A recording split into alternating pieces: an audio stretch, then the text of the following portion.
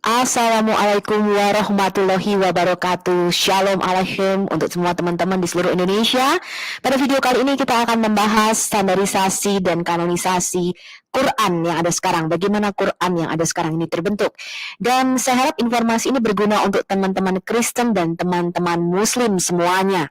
Terima kasih untuk semua teman-teman yang sudah mensupport Al-Hayat Indonesia di Patreon. Kami akan merilis banyak sekali video-video mengenai Islamologi dan Alkitab. Terus nantikan video-video dari Al-Hayat Indonesia. Kita menuju kepada 1000 Patreon. 2 Timotius 2 ayat 15-16 mengatakan demikian. Study to show thyself approved unto God, a workman that needed not to be ashamed, rightly dividing the word of truth. Belajarlah untuk menunjukkan bahwa dirimu pantas diakui oleh Tuhan, seorang pekerja yang tidak perlu merasa malu dan dapat dengan tepat membedakan firman kebenaran. But shun prevailed and vain babblings, for they will increase unto more ungodliness. Tetapi hindarilah omongan yang kosong dan yang tak suci, yang hanya menambah kefasikan. Sekarang kita mau melihat dulu perbedaan lahirnya gereja dan Islam. Kekristenan dan eklesia atau gereja itu lahir bukan dari sebuah kitab Injil yang diturunkan. Yesus tidak pernah mewariskan kitab, ya, yang mereka klaim sebagai kitab Isa. Itu nggak ada, ya. Yesus mendirikan eklesia atau gerejanya. Kita baca Matius 16 ayat 18. Dan aku pun berkata kepadamu, engkau adalah Petrus atau Petros. Petros itu adalah pebbles atau batu kerikil kecil. Dan di atas batu karang atau Petra ini, aku akan mendirikan jemaatku atau eklesiaku. Ya, di atas pengakuan Petrus bahwa Yesus adalah Mesias, anak Allah yang hidup. Ya, jadi di atas pengakuan kokoh Petrus ini, di atas Petra ini, aku akan mendirikan jemaatku atau eklesiaku, dan alam maut tidak akan menguasainya. Jadi kekristenan itu lahir dari sebuah peristiwa kebangkitan Mesias, bukan dari sebuah kitab yang diturunkan. Eklesia ini saya sudah pernah mengatakan adalah istilah politik. Jadi eklesia itu adalah dewan atau senat di dalam negara Yunani yang mewakili rakyat pada waktu itu. Jadi semacam DPR atau MPR-nya, ya, yang mempengaruhi keputusan politik suatu daerah atau suatu negara. Ya, jadi inilah eklesia. Jadi harus mempengaruhi atau mengubah wajah daerah atau negara itu. Ini namanya eklesia. Jadi bukan istilah agamawi, ya.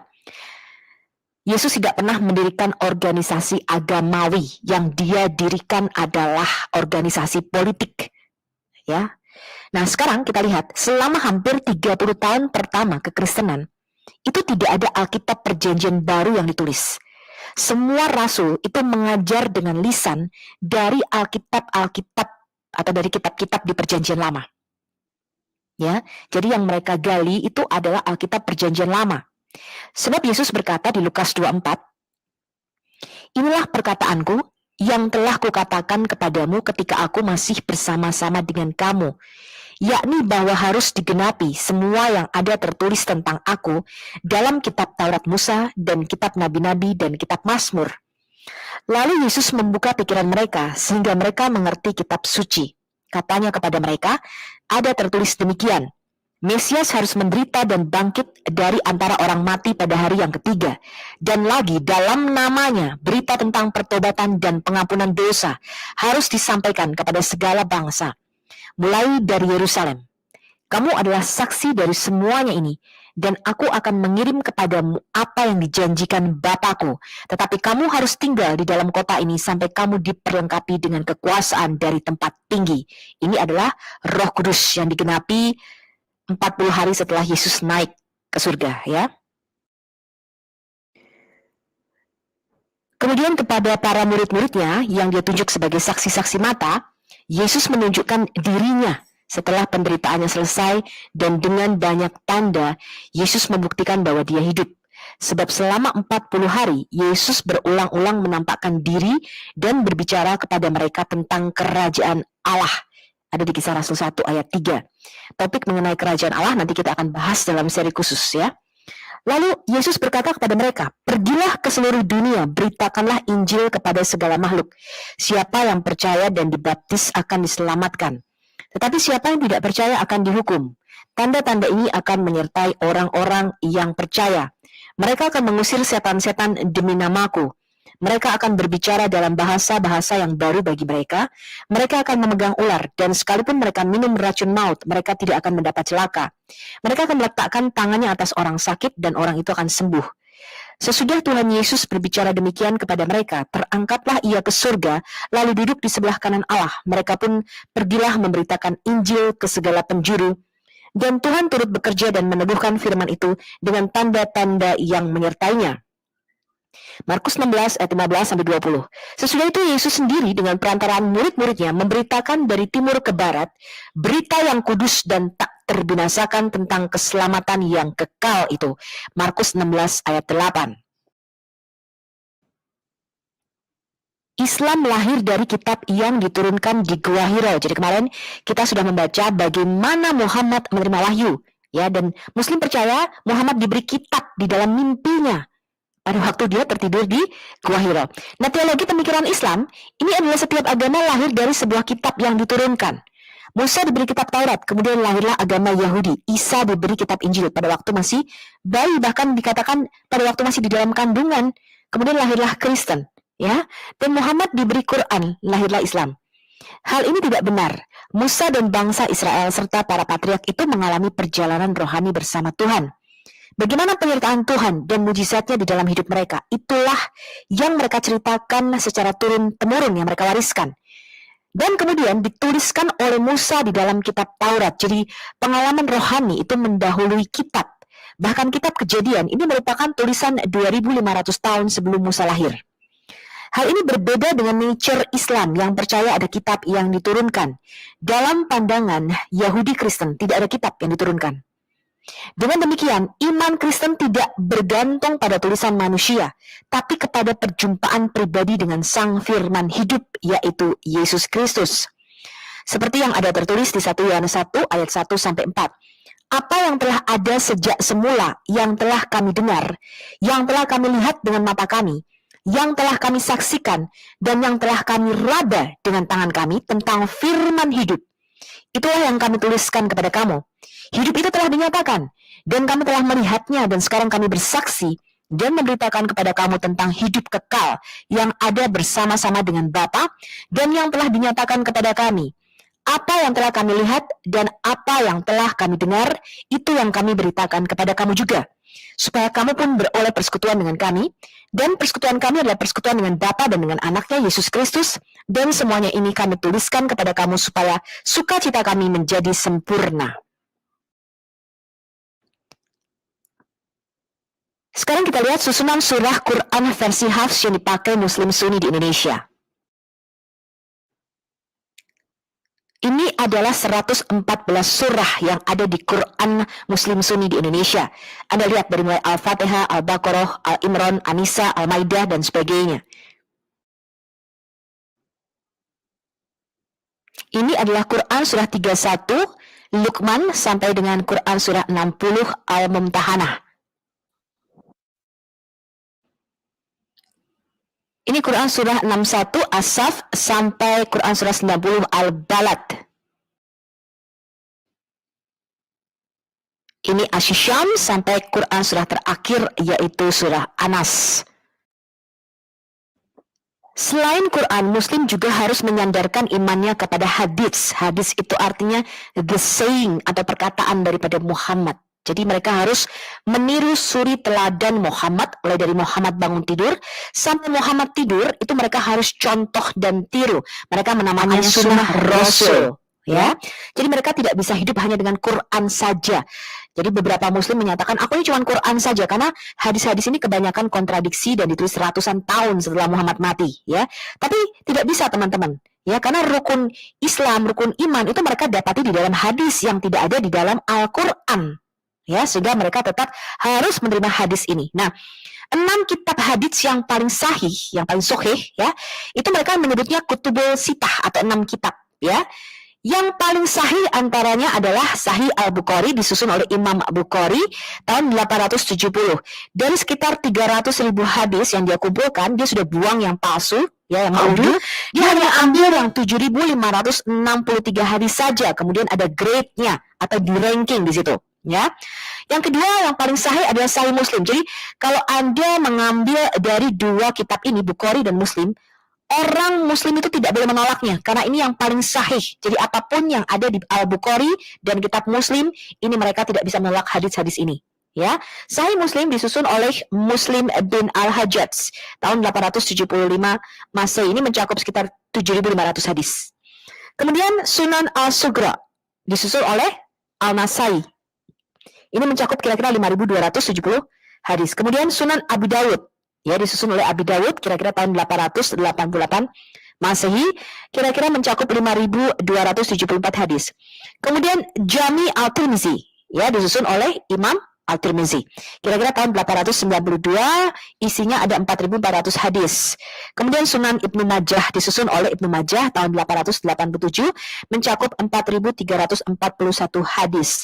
Kemudian kitab-kitab lainnya ada Muwatta Malik disusun oleh Imam Malik, ya, ini juga berpengaruh ya dalam kalangan Islam sendiri. Kira-kira mencakup 1.720 hadis. Kemudian Sunan Ad-Darimi disusun oleh Imam Al-Darimi mencakup 3.500 hadis. Tetapi yang paling sahih adalah 6 kitab yang sudah saya sebutkan tadi.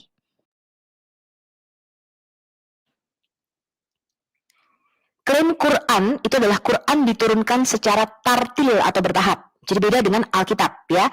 Alkitab itu misalnya kitab Nabi Yeremia atau kitab Nabi Yesaya. Itu mereka tulis dulu sampai selesai, ya, selama beberapa tahun, baru kemudian ditransmisikan secara tulisan, disalin terus-menerus, tapi sudah selesai satu kitab. Ya, contohnya misalnya kitab Matius, ditulis dulu sampai selesai. Baru kemudian disalin terus-menerus dari generasi kepada generasi. Tapi tidak demikian dengan Quran. Kita baca dulu Quran surah Al-Furqan, surah 25 ayat 32. Mereka yang tidak percaya berkata, mengapa Quran tidak diturunkan kepadanya sekaligus? Demikian untuk memperkuat hatimu, dan kami mewahyukannya secara bertahap. Jadi ini adalah klaim daripada Allah Subhanahu wa Ta'ala bahwa Dia mewahyukannya secara tartil atau bertahap. Muslim percaya tiap kali turun itu sekitar 5-10 ayat. Penulisan Alkitab bukanlah bertahap beberapa ayat, melainkan tiap kitab selesai kemudian ditransmisikan dengan disalin terus-menerus. Kemudian klaim lainnya bahwa Quran itu didiktekan. Quran surah Al-Qiyamah, surah 75 ayat 18.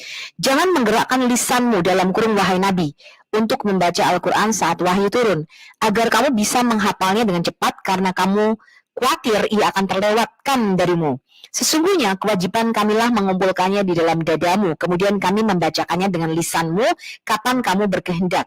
Bila Rasul kami, Jibril, membacakannya kepadamu, maka dengarkanlah bacaannya dan diamlah, kemudian bacalah sebagaimana dia membacakannya kepadamu. Kemudian kamilah yang akan menjelaskan apa yang muskil bagimu pemahamannya dari makna-makna dan hukum-hukumnya. Ini adalah klaim Quran tentang wahyu.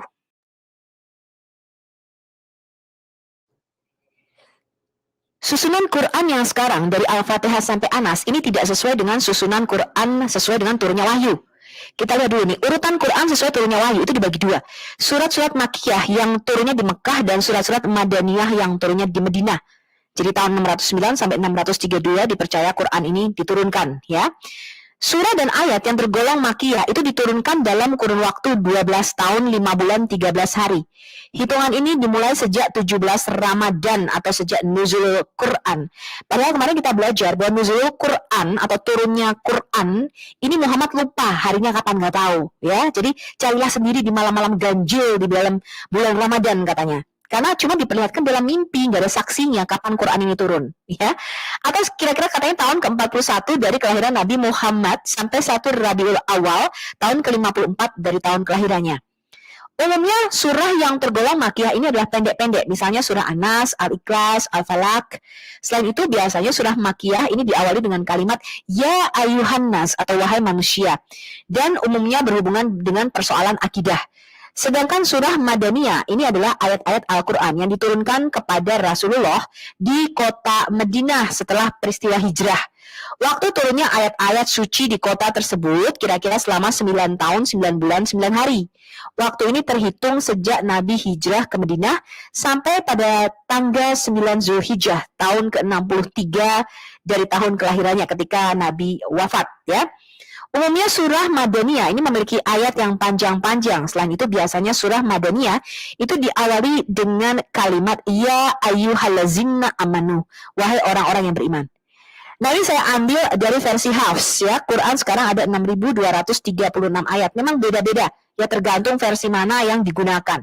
Kira-kira 114 bab atau surah dan ada sekitar 323.000 huruf di dalam Al-Quran yang sekarang ini. Kita lihat dulu ciri-ciri surat Makkiyah, mengandung ayat-ayat sajah atau sajadah bersajak. Jadi biasanya ayat-ayat terakhir di dalam Quran itu bunyinya sama, gitu, kayak orang bikin pantun ya. Makanya Muhammad ini sering dituduh syairin majnun atau orang puisi yang kerasukan gitu ya, karena puisi gila katanya ya. Jadi dituduh sebagai orang gila yang membacakan puisi-puisi ya. Jadi ini beda sekali dengan Alkitab. Alkitab tidak berbentuk puisi-puisi seperti ini ya. Kemudian terdapat lafal kala 33 ayat. Ayat yang tidak baik diwakafkan atau dijadikan permulaan baca, tapi diwasolkan dengan ayat sebelumnya dan sesudahnya di dalam tajwid. Di dalam surat-surat Makkiyah, itu terdapat seruan dengan kalimat ya ayuhan nasu, yang artinya wahai manusia, menceritakan kisah nabi-nabi dan umat-umat terdahulu kecuali surah Al-Baqarah. Menceritakan kisah Nabi Adam dan Iblis, kecuali surah Al-Baqarah. Ciri-ciri umumnya adalah ayatnya pendek-pendek, suratnya pendek-pendek, lafalnya kuat dan keras, mengandung seruan pokok-pokok iman kepada Allah hari kiamat dan menggambarkan keadaan surga dan neraka. Kemudian menyeru manusia berperilaku mulia dan berjalan lapang di atas jalan kebaikan, mencela amal orang musyrik, yakni bertumpahan darah, memakan harta anak yatim, dan mengubur anak perempuan hidup-hidup. Jadi sebenarnya surat-surat Makkiyah ini isinya baik ya. Ciri-ciri surat Madaniyah menjelaskan tentang hukuman-hukuman tindak pidana, faraid, ini hak waris ya, hak perdata, peraturan yang bersangkut paut dengan bidang keperdataan, kemasyarakatan, dan kenegaraan. Kemudian menceritakan tentang orang-orang munafik, terkecuali Quran surah Al-Ankabut yang diturunkan di Mekah. Kebanyakan firman Allah dalam surah-surah Madaniyah ini dimulai dengan lafal ya ayyuhallazina amanu, yang artinya wahai orang-orang yang beriman. Ciri-ciri umumnya adalah suratnya panjang-panjang, sebagian ayatnya panjang-panjang, serta jelas menerangkan hukum dengan memakai uslub ya. Jadi uslub ini cara atau metode tersendiri yang dipergunakan dalam bahasa Al-Quran dalam merangkai kata-kata serta pemilihan lafaz-lafaznya yang terang ya. Kemudian menjelaskan keterangan-keterangan dan dalil-dalil yang menunjukkan kepada hakikat-hakikat keagamaan. Jadi lebih keras, dan kemudian ayat-ayat yang berkontradiksi kalau ada yang dibatalkan atau digantikan, maka yang turun di Madinah ya, atau ayat-ayat Madaniyah inilah yang membatalkan ayat-ayat Makkiyah. Sekarang kita lihat dulu ayat-ayat pengecualian. Jadi ada ayat yang turunnya di Mekah tapi termasuk surat-surat Madaniyah, ada yang turun di Madinah tapi masuk di dalam surat-surat Makkiyah. Ya, jadi ayatnya kecampur-campur. Dan kita nggak tahu dengan pasti ya mengapa susunannya demikian. Ada yang mengatakan Jibril ya, ada yang mengatakan itu dari Muhammad dan sebagainya. Tapi kalau kita belajar kanonisasi Quran, yang menyusun ayat-ayat ini adalah para sahabat atau teman-teman daripada Muhammad, terutama pada waktu zaman Khalifah Utsman. Ya, dia yang menyusun urutan-urutannya nih ya. Nah sekarang kita lihat ayat-ayat pengecualian dulu nih. Ada ayat yang diturunkan sesudah hijrah, sekalipun di Mekah atau Arafah adalah Madani, seperti yang diturunkan pada tahun Fatu Mekah atau penaklukan kota Mekah. Misalnya An-Nisa ayat 58, sesungguhnya Allah menyuruh kamu menyampaikan amanat kepada yang berhak. Kemudian ada ayat yang diturunkan di Mekah dalam Ka'bah pada tahun penaklukan Mekah atau yang diturunkan pada Haji Wada, seperti firman Allah di Quran surah Al-Maidah surah kelima ayat 3. Surat ini diturunkan di kota Mekah, namun tetap disebut surat Madaniyah karena turun setelah Muhammad berhijrah, jauh setelah Fatu Mekah ketika beliau melaksanakan Haji Wada atau Haji Perpisahan. Dikatakan pada hari ini telah kusempurnakan untuk kamu agamamu, dan telah kucukupkan kepadamu nikmatku, dan telah kuridhoi Islam itu jadi agama bagimu. Maka barang siapa terpaksa karena kelaparan tanpa sengaja berbuat dosa, sesungguhnya Allah Maha Pengampun lagi Maha Penyayang. Ya, ini Al-Maidah ayat kelima. Diriwayatkan dari Umar bin Khattab bahwasanya dia mengatakan, kami tahu hari itu dan tempat wahyu tersebut turun kepada Nabi Muhammad. Wahyu tersebut turun sementara Rasulullah sedang berdiri berkhotbah pada hari Jumat di Padang Arafah. Ini ada di Sahih Al-Bukhari nomor 45. Ada 12 surah yang masih menjadi perdebatan. Jadi apakah ini termasuk surah Makkiyah atau surah Madaniyah, ya? Surah-surah yang menjadi perselisihan di antara para ulama, apakah termasuk Makkiyah atau Madaniyah? Ini ada 12 surah. Termasuk Al-Fatihah. Jadi surah pembukaan di dalam Quran ini masih belum pasti apakah ini di Mekah atau Madaniyah, ya. Walaupun akhirnya mereka mengkategorikannya sebagai surah-surah Makkiyah. Surah lainnya adalah surah As-Saf, surah Ar-Ra'd, surah At-Tagabun, surah Ar-Rahman, surah Al-Mutaffifin, surah Al-Qadar, surah Al-Bayyinah, surah Al-Zalzalah, surah Al-Ikhlas, surah Al-Falaq, dan surah An-Nas itu sendiri. Mereka mengkategorikan surah Makkiyah ada 82 surah dan Madaniyah ada 20 surah. Mengetahui turunnya surah-surah ini penting untuk membedakan ayat-ayat mana yang dinasak atau dibatalkan dan dimansukkan atau digantikan ketika terdapat dua buah ayat kontradiksi di dalam Al-Quran. Jadi ada konsep nasak dan mansuk. Jadi Allah mengatakan bahwa dia bisa membatalkan ayatnya dan membuat lupa, ya, jadi ayatnya hilang gitu ya. Kemudian dia bisa menggantikan dengan ayat yang sama atau yang lebih baik, yang mirip ayatnya. Nah, konsep nasak dan mansuk ini penting kalau ada dua buah ayat yang kontradiksi. Misalnya satunya boleh makan babi, satunya nggak boleh makan babi gitu ya. Nah, mereka akan melihat mana yang turun di Mekah, mana yang turun di Madinah. Maka ayat yang turun terakhir di Madinah ini akan membatalkan apa yang turun di Mekah. Gitu konsepnya, ya. Nah, surat-surat Madaniyah itu biasanya lebih panjang-panjang dan terdapat dialog dengan ahli kitab. Yang dimaksud dengan ahli kitab di dalam Quran adalah orang Yahudi dan Kristen. Ya, karena Madinah itu tadinya adalah kota perdagangan Yahudi yang disebut Yad Street. Anda bisa baca ini dalam sumber pustaka Al-Athar Daud Ilmu Al-Quran, kemudian Al-Khatan Khalil Mana Studi Ilmu Al-Quran, Jawab Dul Ulumul Quran, Hermawan Acep Ulumul Quran, Sudi Mashfuk Pengantar Ulumul Quran. Kemudian siapa sih yang menamai surah dalam Quran? Gitu ya. Jadi mereka berpikir selama ini Allah sendiri kok yang ngasih nama. Jadi para sarjana muslim dengan suara belas setuju, ayat Al-Quran ini diatur atas perintah Allah. Yaitu ijma mereka, ijma ulama mereka. Ya, kapanpun ayat diturunkan. Kemudian Nabi itu akan memanggil para penulis dan mendiktekan mereka ayat tersebut dan menunjukkan nama dan tempat surah di mana ayat tersebut harus ditulis. Jadi masukin sini, masukin sini, masukin sini, gitu katanya ya. Pengaturan dan harmonisasi ini menjadi sifat ajaib Al-Quran. Ini yang Muslim percayai. Harmoni lengkap ini menunjukkan bahwa Al-Quran diturunkan hanya dari Allah yang Maha Kuasa. Imam Malik berkata, Al-Quran disusun karena mereka Muslim biasa mendengarkan dari Nabi. Kemudian Imam Al-Qurtubi berkata, Al-Quran diturunkan sekaligus ke surga terdekat, Baitul Izzah, ya, yang katanya tempat transit. Yang Muslim mengatakan ini tempat transit. Kemudian sebagian dicicil diturunkan kepada Nabi selama 23 tahun. Beberapa kali seluruh surat atau beberapa ayat diturunkan sebagai jawaban atas pertanyaan. Jadi ada kejadian, kemudian ayatnya diturunkan, gitu ya. Ada kejadian, ayatnya diturunkan. Nah, Jibril ini membimbing Nabi menempatkan dengan tepat penempatan ayat dan surah katanya. Ini yang mereka percayai ya. Segala sesuatu berasal dari Nabi atas perintah Allah Subhanahu wa Ta'ala. Tidak ada kesempatan atau kepentingan bagi siapapun untuk melakukan perubahan di dalamnya. Tetapi Allahu alam katanya. Allah yang Maha tahu. Ya, ini adalah fatwa nomor 8121 tanggal 7 Januari 2001, judulnya Nama dan Nomor di dalam Quran. Kalau tadi adalah fatwa para ulama, sekarang kita lihat apakah kenyataannya benar demikian. Setiap surah di dalam Al-Quran katanya telah diberi nama oleh Nabi. Karena ketika satu ayat diturunkan dari Allah, Nabi berkata untuk meletakkannya di dalam surah yang mana. Ada juga yang mengatakan bahwa surah Al-Quran dinamai karena digunakan secara luas oleh orang-orang dengan nama-nama ini. Beberapa percaya nama surah ini diberikan atas ijtihad para sahabat Nabi. Ya, jadi sebenarnya mereka tidak begitu tahu ini nama ini diberikan oleh Allah.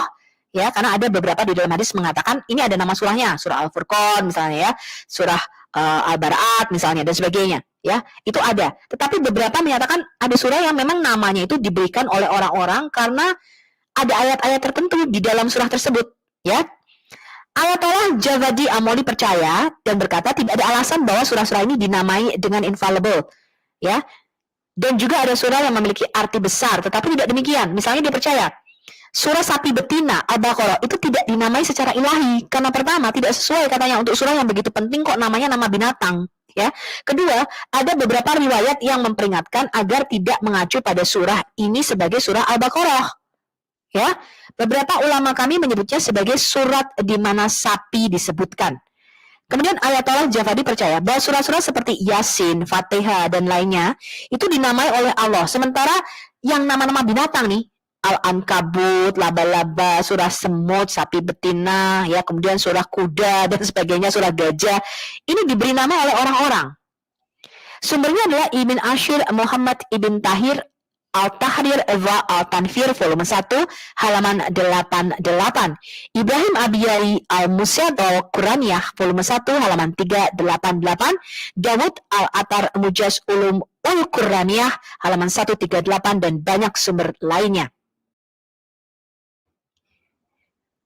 Kemudian kalau kita lihat, ternyata beberapa surah dalam Al-Quran ini dikenal dengan lebih dari satu nama. Al-Fatihah misalnya, ini disebut juga Ummul Al-Kitab. Kan serta karun, Wakiyah pelindungan, Al-Azaz pondasi nur terang, Al-Hamad pujian kepada Allah, Asy-Syifa penyembuh, Ar-Ruqyah penawar atau mantra, ya. Jadi karena ayat di dalam Al-Fatihah ini diulang-ulang seperti mantra, ya. Kemudian As-Salah doa, Sabaul Matani 7 ayat yang diulang-ulang, Al-Wafiyah yang sempurna, Al-Quran Al-Azim bacaan yang mulia, Al-Kafiyah mencukupi. Ini kata Imam Al-Qurtubi. Jadi namanya itu tidak pasti, ya. Kemudian surah Al-Baqarah disebut juga surah Az-Zarah, seperti nama saya, ya, cahaya. Az-Zanam puncak. Al-Fustat tenda atau pavilion. Surah At-Taubah ini dikenal dengan lebih dari satu nama, yaitu surah Bara'at atau surah penolakan, ya. Kemudian surah 41 dikenal sebagai surah Fusilat atau surah Hamim. Kemudian surah 76 dikenal sebagai surah Dar atau surah Insan.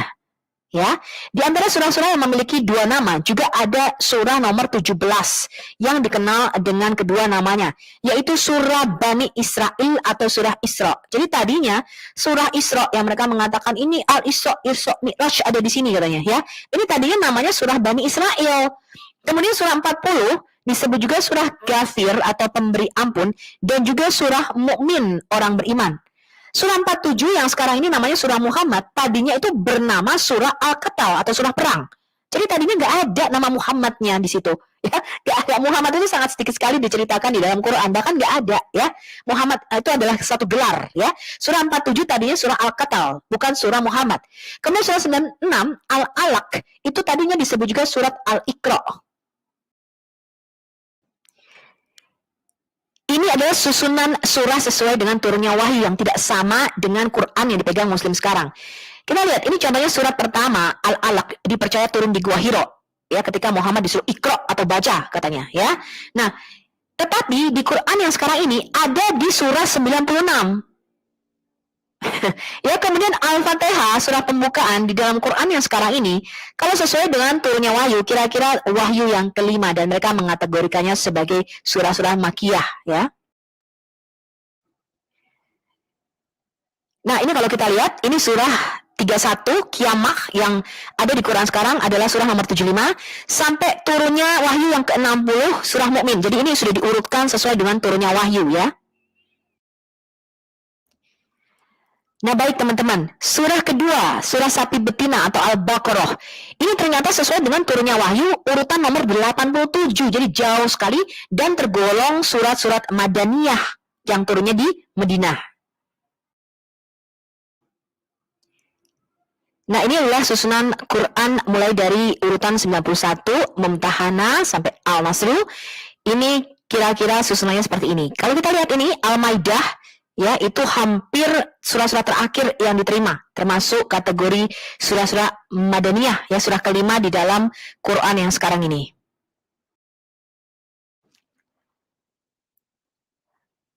Penggambaran Muhammad menerima wahyu pertama dari malaikat Jibril, Muslim menganggap Quran sebagai mujizat terpenting Muhammad, bukti kenabiannya dan puncak dari serangkaian pesan ilahi yang diungkapkan oleh malaikat Jibril dari tahun 609 sampai 632 Masehi. Maka dari itu kita akan belajar apakah klaim-klaim Muslim yang sekarang ini sesuai dengan fakta sejarah atau tidak. Gambar ini diambil dari manuskrip Jami al-Tawarikh oleh Rashid al-Din Hamadani tahun 1307, periode Ilkhanate dinasti kedua Kanmol yang memerintah di Iran dari tahun 1256 hingga tahun 1335. Perfect Quran Preservation. Muslim selama ratusan tahun mengklaim Quran adalah kitab yang sempurna, tidak berubah, diturunkan langsung kepada Muhammad, tidak berubah sampai titik komanya, bahkan suaranya pun tidak berubah. Kemudian Alkitab adalah kitab palsu karena ditulis oleh manusia. Benarkah klaim ini? Kita cek fakta kebenarannya.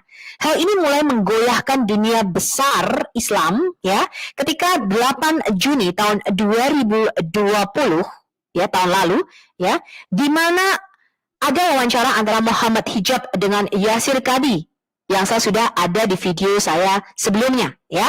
Yasir Qadhi menyebutkan bahwa ternyata Quran diturunkan dalam 7 ahruf dan kita tidak tahu sebenarnya mana yang menjadi Quran yang sekarang ini ya.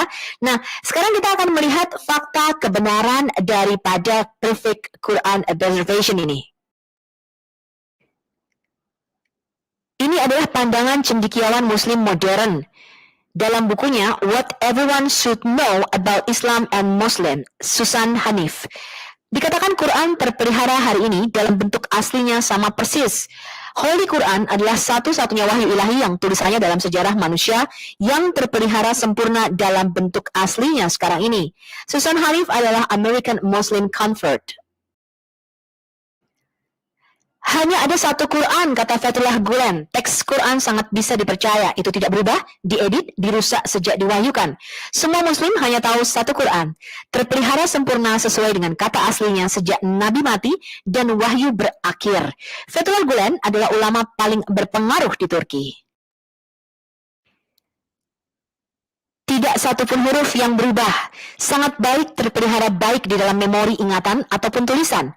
Bahwa teks Arabik yang kita punyai sekarang ini identik dengan apa yang diwahyukan kepada Nabi.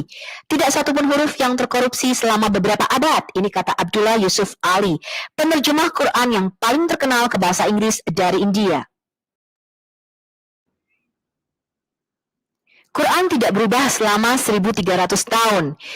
Kata Syabir Ali, kita mempunyai salinan dari Quran tahun 790 Masehi di Museum British English MS 2165 Mail Codex. Nanti kita akan lihat ya semua manuskrip-manuskrip yang diklaim Muslim sebagai manuskrip Utsmani mereka. Itu 1300 tahun lalu dan kita bisa bandingkan dengan apa yang kita baca sekarang dan identik sama katanya. Syabir Ali adalah imam dan pengkhotbah Muslim Kanada.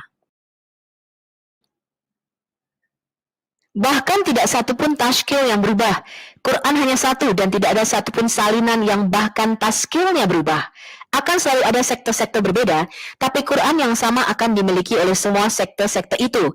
Tidak ditemukan manuskrip yang berbeda baik sekecil apapun perbedaannya.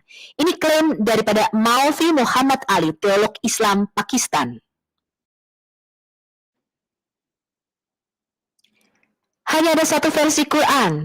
Ini adalah kata Yasir Qadhi. Ya, nanti kita lihat apakah dia akan merubah pendapatnya. Utsman menstandarkan salinan Quran dan dari sejak itu sampai sekarang tidak ada dua salinan yang berbeda baik huruf maupun titiknya.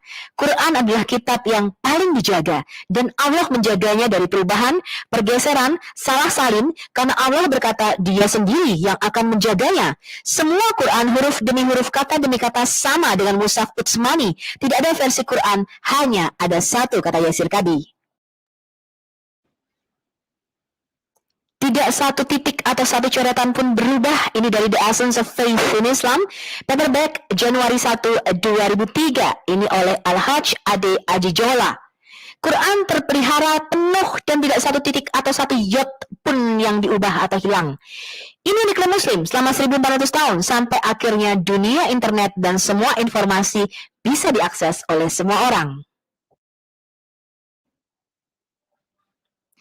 Ini adalah kesimpulan pendapat Muslim modern, masuk semua Muslim-Muslim abangan yang ada di Indonesia. Mereka nggak tahu apa-apa ya mengenai sejarah standarisasi dan kanonisasi Quran ini. Mereka mengatakan bahwa Muhammad menghafal Al-Quran dengan sempurna.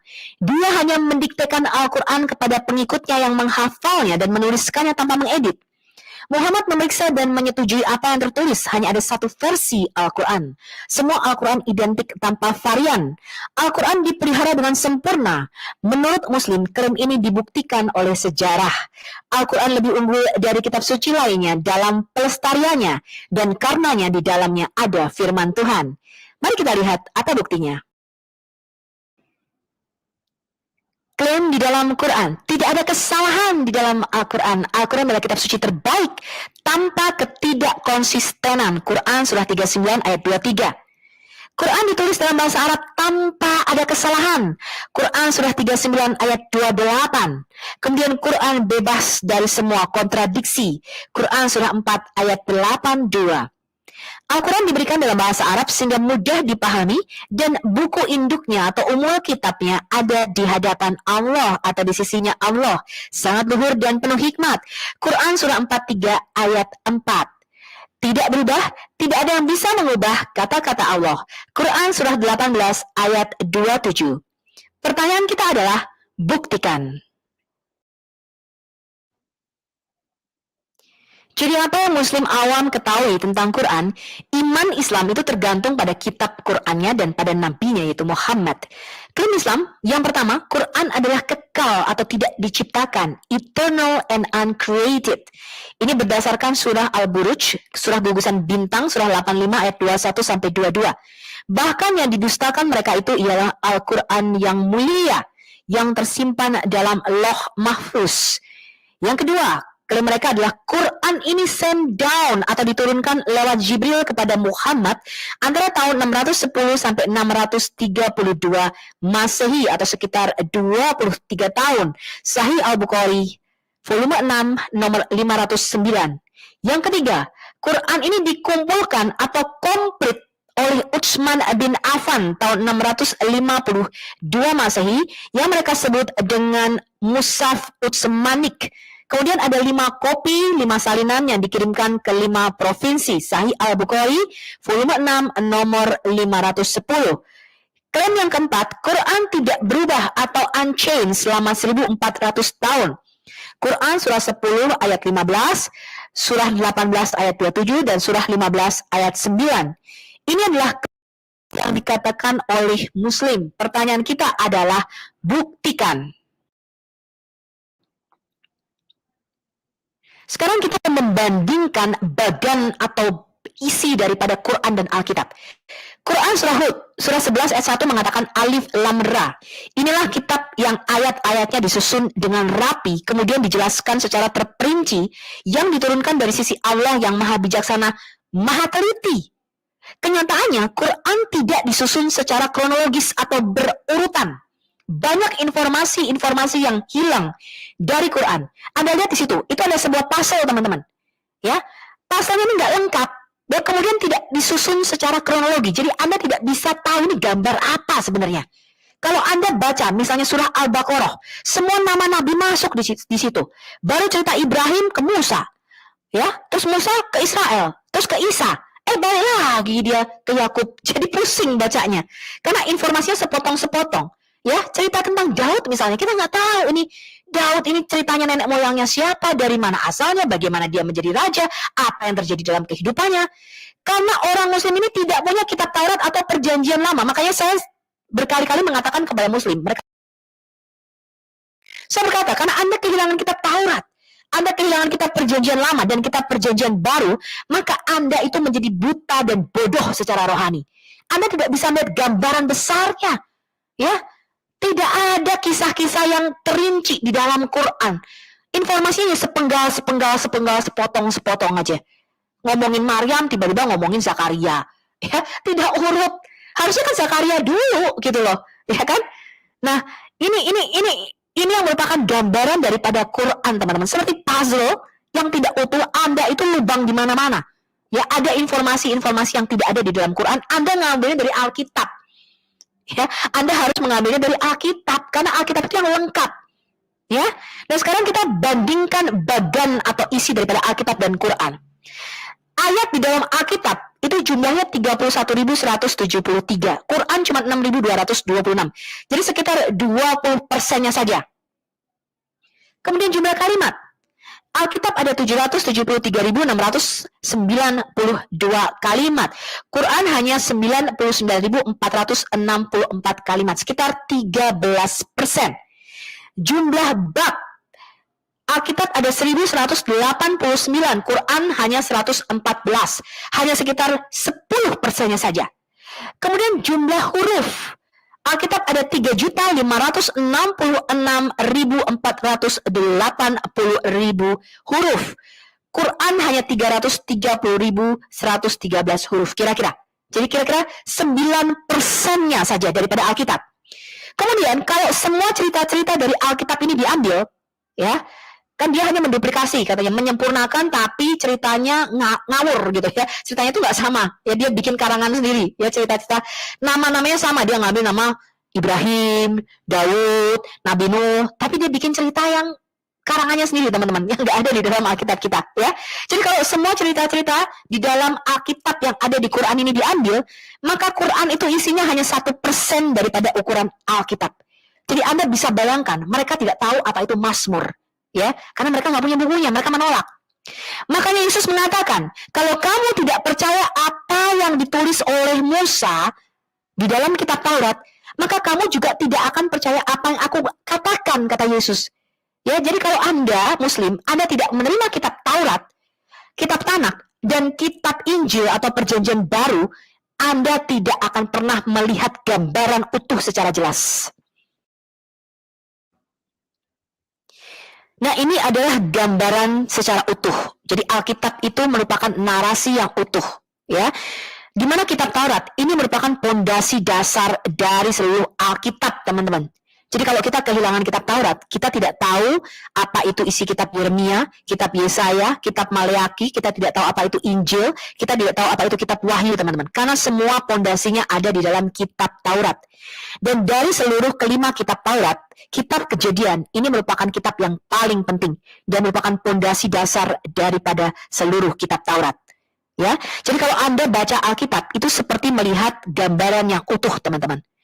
Sekarang kita lihat klaim daripada Quran, Al-An'am ayat 34, dan tidak ada yang dapat mengubah kalimat-kalimat Allah. Al-Hijr surah ke-15 ayat 9, sesungguhnya kamilah yang menurunkan Al-Quran dan pasti kami pula yang memeliharaannya. Kemudian surah Yunus ayat 64, tidak ada yang dapat merubah kalimat Allah.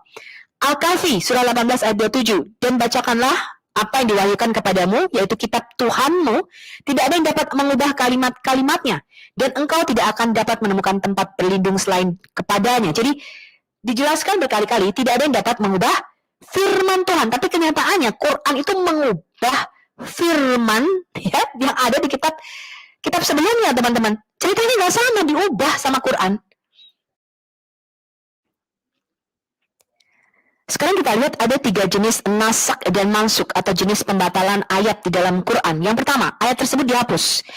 Ayat ini dihilangkan dari ingatan atau dibuat lupa dan dihapus dari teks aslinya. Jamal El-Din Al-Jusi, The Abrogations of Quran halaman 33. Contohnya di Quran surah Al-Hajj, surah 22 ayat 52.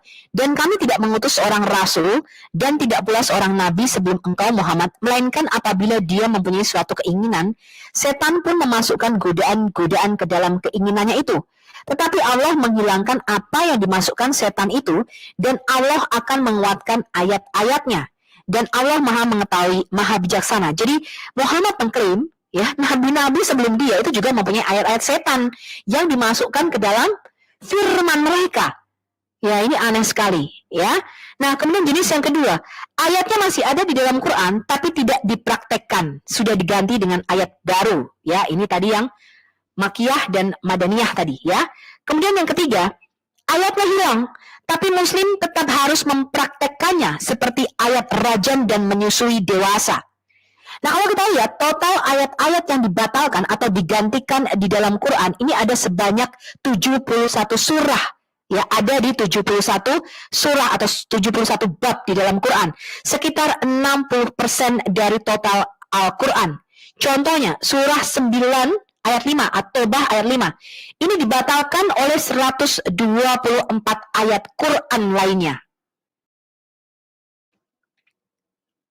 Sekarang kita melihat dulu sejarah singkat kodifikasi Quran. Pada masa Nabi Shallallahu Alaihi Wasallam, keberadaan wahyu itu katanya terpelihara dengan baik lewat hafalan para sahabat dan manuskrip. Menurut Taufik Adnan Amal dalam bukunya Rekonstruksi Sejarah Al-Quran tahun 2005, keberadaan wahyu pada zaman Nabi Shallallahu Alaihi Wasallam terpelihara lewat tradisi hafalan dan tulisan yang berserakan. Di dalam kitab Fihris karya Ibnu Nadim disebutkan ada 7 sahabat Nabi yang menjadi Al-Qurra atau penghafal Quran. Nama-nama tersebut adalah Ubay bin Ka'ab, Mu'adz bin Jabal, Sa'id bin Sabit, Ali bin Abi Thalib, Sa'ad bin Ubaid, Abu Ad-Darda, dan Ubaid bin Muawiyah. Sahabat Utsman bin Affan, Tamim Ad-Dari, Abdullah bin Mas'ud, Salim bin Makil, Ubadah bin Samit, Abu Ayyub dan Mujamil bin Jariyah juga tercatat sebagai penghafal Al-Quran. Selain dihafal, wahyu juga ditulis atas perintah Nabi Shallallahu Alaihi Wasallam kepada beberapa sahabat yang terpilih. Media tulis yang dipakai untuk mengabadikan Al-Quran adalah Riqa, lembaran lontar, Likaf, batu tulis berwarna putih, Azib, pelepah kurma, Aktaf, tulang berikat unta, Adla, tulang rusuk unta, dan Adim, kulit binatang. Anda bisa lihat ini di dalam referensinya Sejarah Pembukuan Al-Quran Mushaf Utsmani. Hal ini membuktikan keterbelakangan Mekah pada saat itu. Sekarang kita bandingkan. Pada abad pertama, jadi 600 tahun sebelum Al-Quran ada, Kristen itu sudah memakai papirus. Dan orang Kristenlah yang pertama kali memakai bentuk kodeks atau buku yang berjilid. Jadi sebelumnya mereka menggunakan gulungan atau sefer, ya. Jadi gulungan yang ada pegangan kayunya di kanan kirinya, ya. Jadi panjang berapa meter, ya. Kemudian Kristenlah yang pertama kali menemukan bentuk kodeks, jadi dipotong-potong, ya. Kemudian dijilid, jadi bentuk buku yang sekarang ini.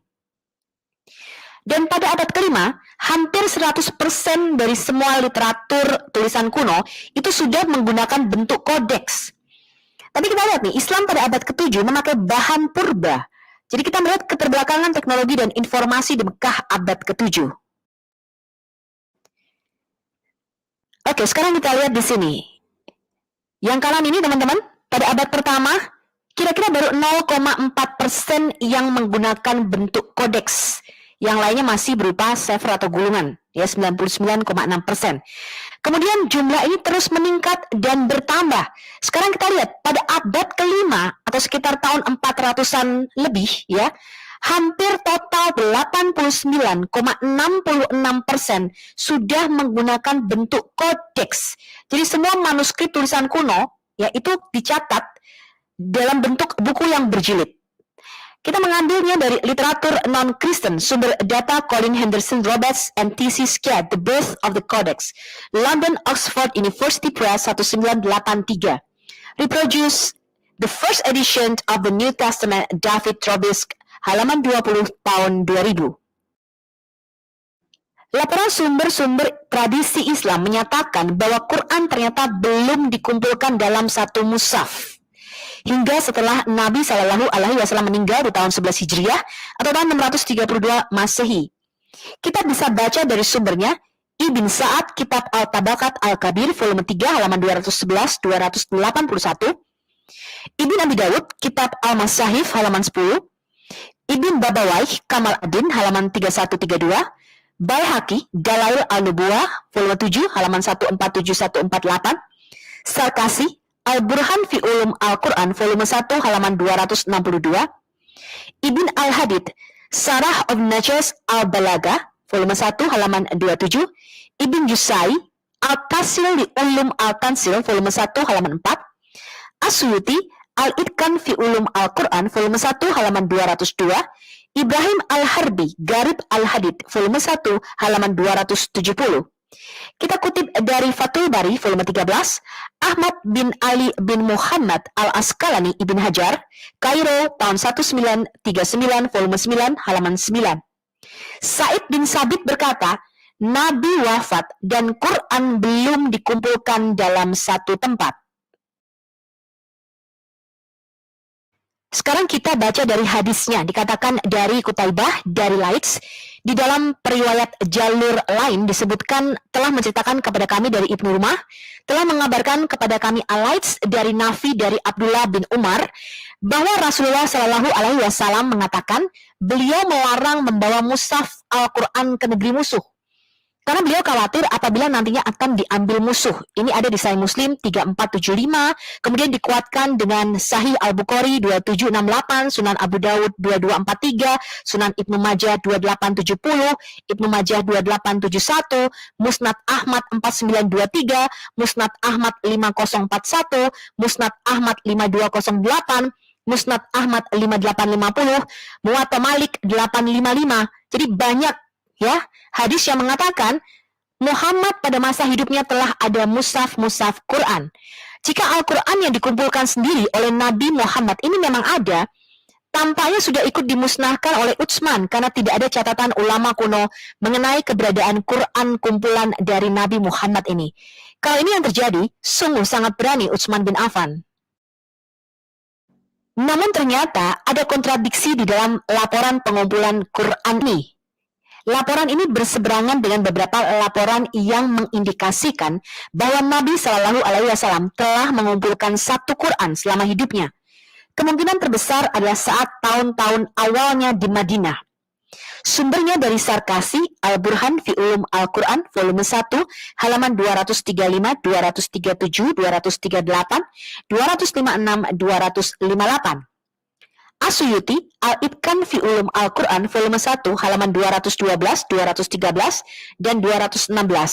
Bahkan disebutkan Nabi Shallallahu Alaihi Wasallam sendiri yang memberitahukan tempat penyimpanan Quran kepada Ali. Dikutip oleh As-Sanjani, Tarik halaman 66. Diriwayatkan bahwa Nabi Shallallahu Alaihi Wasallam pernah berkata kepada Ali, "Hai Ali, Al-Quran ada di belakang tempat tidurku, tertulis di atas suhuf, sutra, dan kertas. Ambil dan kumpulkanlah." Ali menuju ke tempat itu dan membungkus bahan-bahan tersebut dengan kain berwarna kuning. Dikisahkan pencatat-pencatat wahyu itu biasanya mencatat dengan cepat ayat-ayat segera setelah Nabi Muhammad menerima wahyu dan mendiktekannya.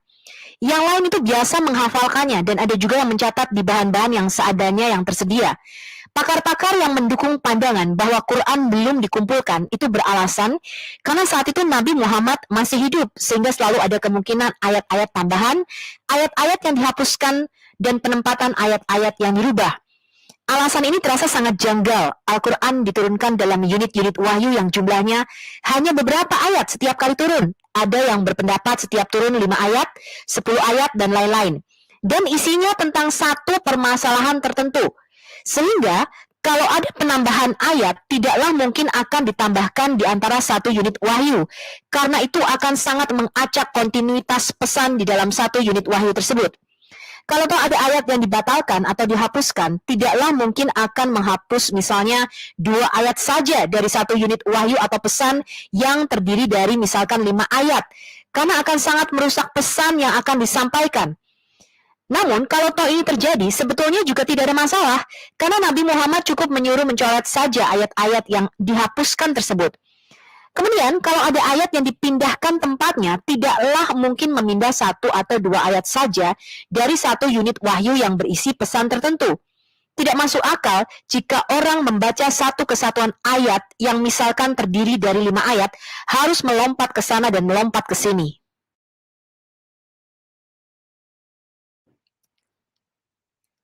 Lagi pula, penulisan Quran tidak langsung dijilid rapi seperti buku, melainkan satu unit wahyu ditulis dalam gulungan sendiri-sendiri, sehingga jika terjadi revisi dapat dilakukan. Jika ada penambahan ayat-ayat, cukup dituliskan dalam gulungan terpisah dan kemudian disisipkan di antara gulungan yang ada di tempat yang ditentukan oleh Allah Subhanahu wa Ta'ala. Jika ada satu unit wahyu ayat yang dibatalkan, cukup diambil saja satu gulungan unit wahyu tersebut dan dimusnahkan. Jika ada ayat-ayat tertentu dalam satu unit wahyu dibatalkan, cukup dicoret saja ayat-ayat yang dibatalkan tersebut, gulungan tetap diposisikan di tempat semula. Jika ada satu unit wahyu yang dipindahkan tempatnya, tinggal dipindahkan saja gulungan yang berisi unit wahyu tersebut ke tempat barunya.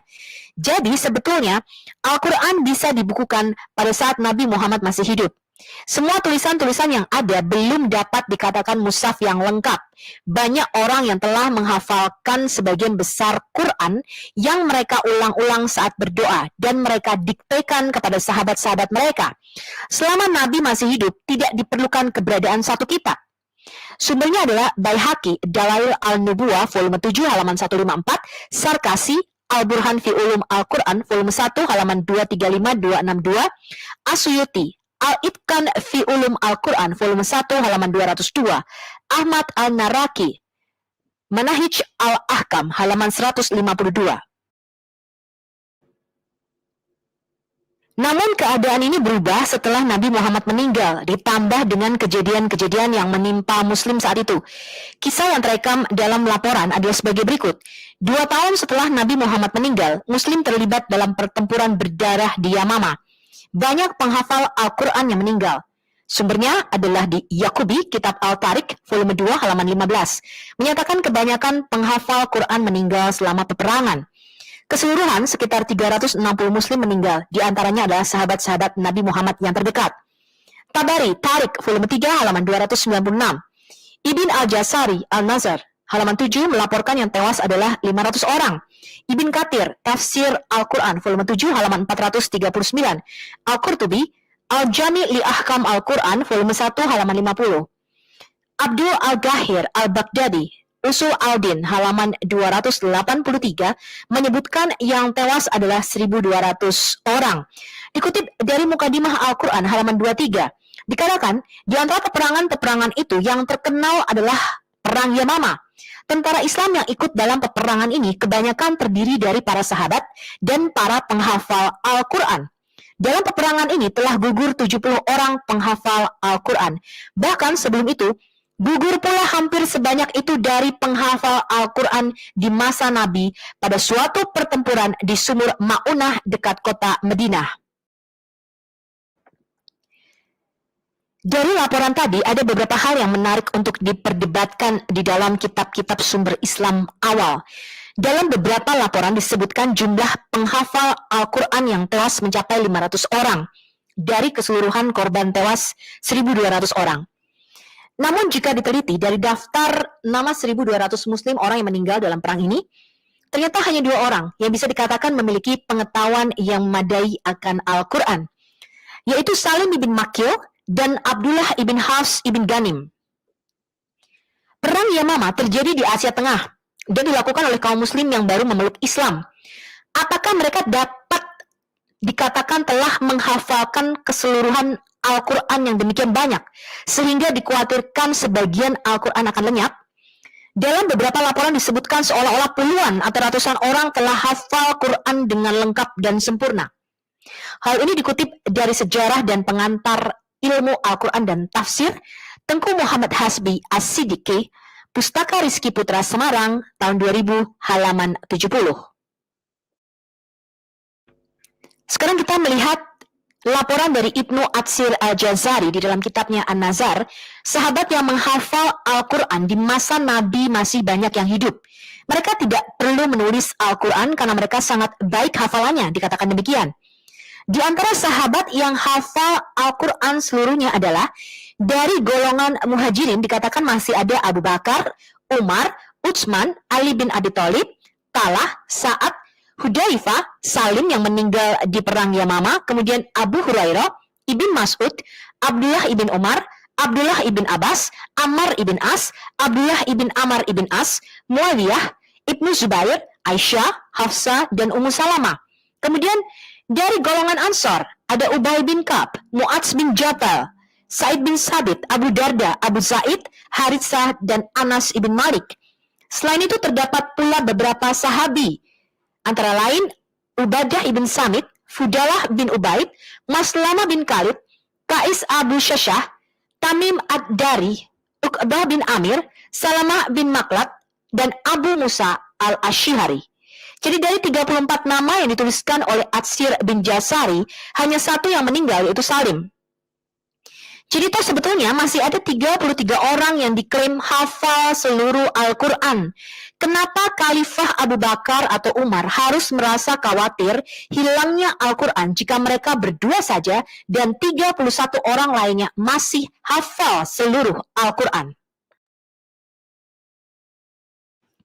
Jika perang Yamama terjadi sekitar tahun 11-12 Hijriah, berikut ini diinformasikan tahun meninggalnya beberapa sahabat yang diklaim hafal seluruh Al-Quran.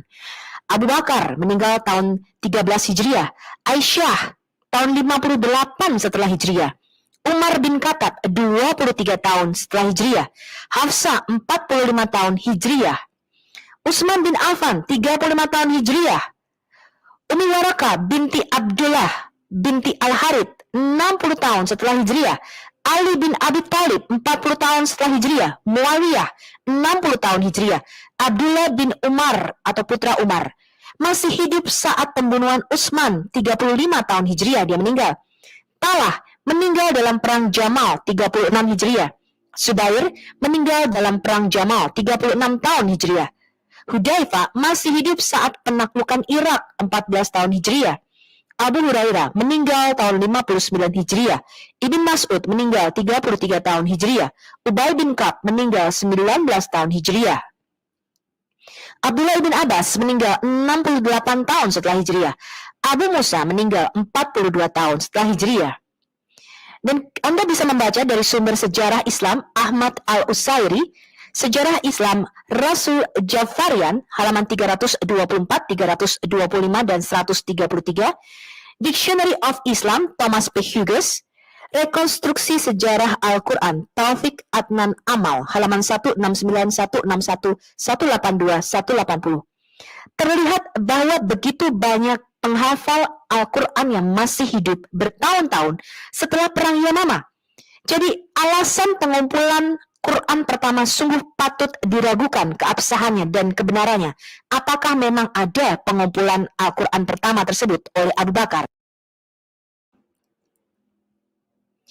Sekarang kita masuk pada kodifikasi Quran pertama oleh Abu Bakar. Nama aslinya adalah Abdul Ka'abah atau hamba Ka'abah Ibn Abi Kuhafah, yang diubah Muhammad menjadi Abdullah Abu Bakar Abdullah bin Utsman Abi Kuhafah. Adalah sahabat terdekat dan melalui putrinya Aisyah menjadi ayah mertua Nabi Islam Muhammad serta Khalifah pertama Rashidun. Muhammad Mustafa Al-Azami di dalam bukunya Sejarah Teks Al-Quran tahun 2005 mencatat, tidak kurang dari 56 sahabat ditugaskan oleh Nabi Muhammad untuk menulis Al-Quran pada masa kehidupannya di Madinah. Jadi Quran tidak dihafal seluruhnya, tapi si A menghafal sebagian, si B menghafal yang lainnya. Setelah Nabi Muhammad wafat, yang dipercaya tanggal 8 Juni 632 Masehi, kepemimpinan umat Islam diteruskan oleh Khulafaur Rasyidin. Abu Bakar Asy-Syiddiq terpilih menjadi khalifah pertama. Periode kepemimpinan Abu Bakar memang amat pendek, tetapi langkah-langkah politiknya cukup signifikan, yakni menaklukkan gerakan-gerakan pemberontakan dari kelompok yang berusaha membangkang dari ajaran Islam pasca meninggalnya Nabi. Jadi setelah Nabi Muhammad meninggal, ternyata banyak orang yang murtad keluar dari Islam, teman-teman. Nah, ini berbeda dengan sejarah kekristenan, ya. Mereka menolak membayar zakat dan terjadi murtad massal setelah Muhammad mati, di mana beberapa orang menyatakan diri sebagai nabi, antara lain Musailimah Al-Kadzab. Perang ini disebut Perang Ridha antara tahun 632-633 Masehi, atau disebut juga dengan The Apostasy War atau Perang Melawan Kemurtadan. Abu Bakar menugaskan Ikrimah untuk menjadi kepala pasukan memberantas para pemberontak Musailimah dari Bani Hanifah di Yamama atau Perang Yamama. Di sini juga terjadi perpecahan di mana Ali bin Abi Thalib membentuk komunitas sendiri. Ikrimah kemudian dikalahkan, maka Abu Bakar mengirim Khalid ibn Al-Walid untuk memberantas pemberontakan Musailimah. Di dalam perang Yamama ini banyak penghafal Quran tewas dikatakan. Sumber Sahih Islam melaporkan ketika sudah 450-an penghafal Quran yang tewas, maka Umar, khalifah kedua, meminta kepada Abu Bakar, khalifah pertama, untuk membukukan Quran supaya tidak hilang. Umar berkata, mayoritas korban perang Yamamah adalah penghafal Quran. Saya khawatir kalau banyak qurra yang gugur dalam perang, maka Quran pun akan bisa hilang. Abu Bakar setuju dan menunjuk Sa'id ibn Sabit, sahabat Muhammad, untuk mengumpulkan Quran dari semua yang tersisa. Abu Bakar lalu berkata kepada Sa'id, kamu anak muda yang bijak dan kita tidak ada kecurigaan kepada kamu, dan kamu biasa menulis wahyu ilahi untuk utusan Allah. Jadi kamu harus mencari serpihan-serpihan tulisan dari Quran dan mengumpulkannya menjadi satu kitab.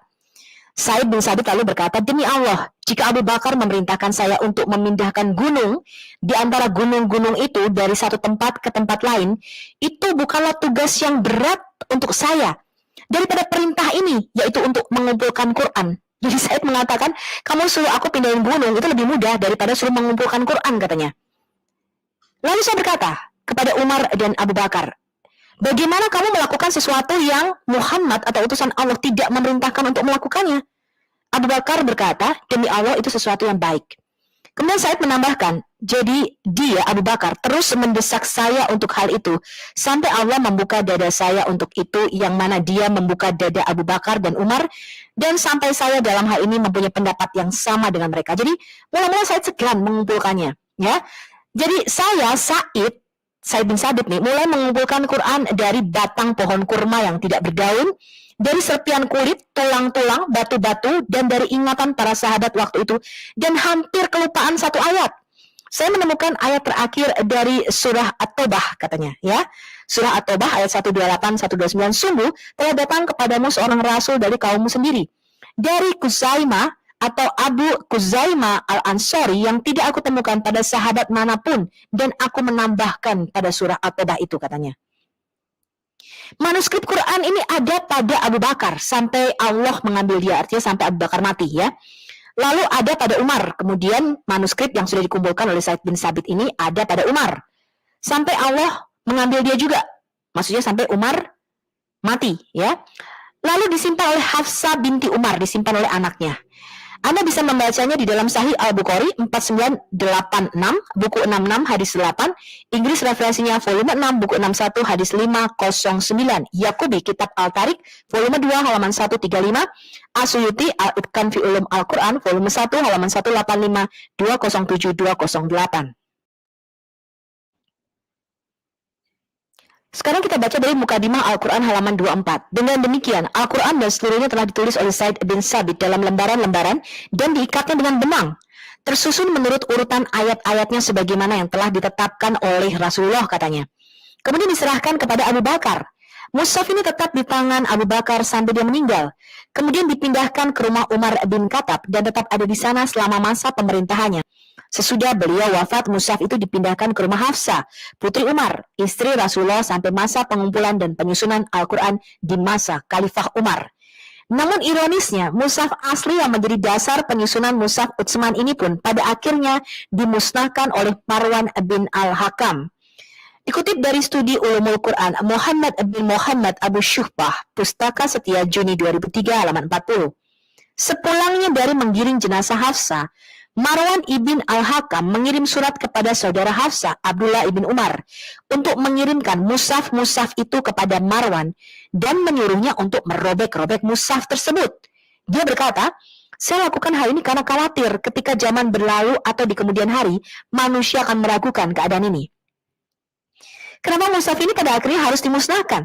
Jawabannya, A. Mushaf Hafsah tidaklah sempurna. Ini berarti mitos hafalan sempurna tidaklah benar dan sekedar klaim bohong. B. Sa'id bin Sabit telah melakukan perubahan dalam mushaf yang disusunnya di era Utsman. Keabsahan cerita-cerita pengumpulan pertama oleh Abu Bakar, Umar, dan Sa'id bin Sabit memang sangat meragukan.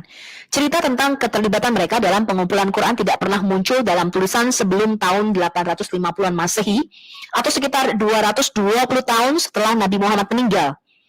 Sebagai contoh, cerita mengenai pengumpulan Al-Quran yang pertama ini, keterlibatan mereka, Abu Bakar, Umar, dan Sa'id bin Sabit, ini tidak ada di dalam kitab Tabakat karya Ibn Sa'ad, yang meninggal tahun 845 Masehi dalam bagian yang membahas tentang Abu Bakar, Umar, dan Sa'id. Mustahil jika Ibn Sa'ad tidak menuliskan keterlibatan mereka dalam pengumpulan jika hal itu memang terjadi. Kedua, Kitab Musnad Ahmad bin Hanbal yang meninggal tahun 855 Masehi, yang telah mengumpulkan begitu banyak laporan tentang jasa-jasa para sahabat Nabi. Jadi dari laporan Ibn Asakir dan Syarkasi tentang tidak adanya usaha pengumpulan sebelum Utsman, tampaknya sangat masuk akal. Kisah-kisah pengumpulan oleh Abu Bakar dan Umar tampaknya diciptakan kemudian dengan tujuan yang pertama, memberikan legitimasi tambahan bagi mushaf Utsman. Kedua, untuk memberikan kesan bahwa Al-Quran sudah dikumpulkan dengan sempurna segera setelah Muhammad SAW meninggal. Kalau tadi kita membaca kisah mengenai pengumpulan kodifikasi Quran yang pertama yang ceritanya tampaknya sangat mencurigakan, sekarang kita mau lihat cerita mengenai hadis. Bagaimana Abu Bakar membakar hadis. Telah menceritakan kepada kami Hadab bin Khalid al-Asti, telah menceritakan kepada kami Hammam dari Sa'id bin Aslam, dari Atha bin Yasar, dari Abu Sa'id al-Khudri. Rasulullah SAW pernah berkata, janganlah kalian menulis apapun dariku. Barang siapa menulis dariku selain Al-Quran, hendaklah dihapus. Jadi jangan kamu nulis hadis, kata Muhammad. Ya. Dan ceritakanlah dariku dan tidak ada dosa.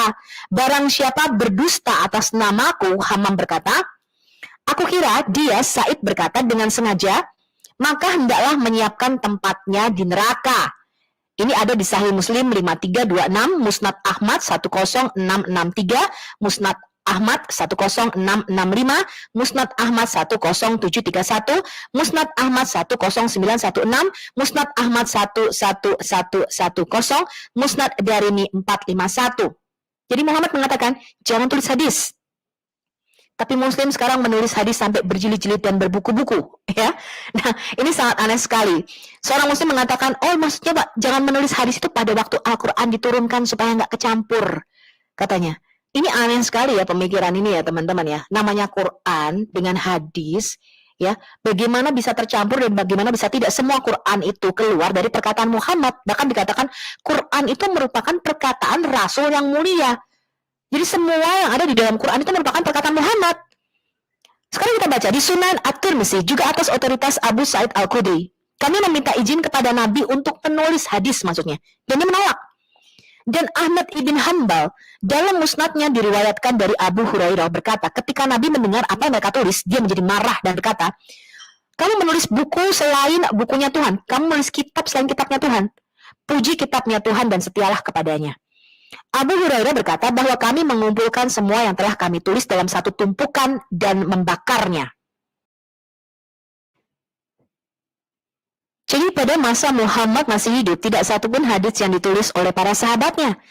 Terlepas dari kecaman Nabi karena menulis hadis, ada catatan yang mendukung tulisan mereka.